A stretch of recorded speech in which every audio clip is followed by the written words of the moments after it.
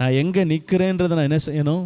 அறிந்து கொள்ளணும். நான் என்ன செய்து கொண்டு இருக்கிறேன், என்னுடைய ஸ்டேஜ் என்ன, நான் எப்படி எந்த இடத்துல வரைக்கும் என்ன செஞ்சுருக்கிறேன், முன்னேறி இருக்கிறேனா, பின்னேறி இருக்கிறேனா, இல்லை என்னுடைய ஆவிக்குரிய ஜீவன் வளர்ந்துருக்குதா, வளரலையா, என்னுடைய இந்த வசனத்தை கேட்கும்போது இந்த வசனம் எனக்குள்ளே கிரியை செய்யுதா, கிரியை செய்யலையா, இதெல்லாம் என்ன செய்யணும்? ஆராய்ந்து பார்க்கணும். ஆமென். ஆராய ஆராய ஆராய உங்கள் ஆவிக்குரிய ஜீவியம் வளரும். ஆமென். தரம் கூடுங்க. யாராவது ஒரு புது வண்டி எடுக்க போயிட்டு ஒரு பழைய வண்டியை கொடுத்து எந்தாப்பா எடுத்துகிட்டு போவோமா? நான் வாங்க வந்தது புது வண்டி. அப்போ புது வண்டியாக அதுக்கேற்ற குவாலிட்டியில் என்ன செய்யணும் வண்டி? அப்போ தான் அப்படி தான் என்ன செய்யும் எதிர்பார்க்குறோம்.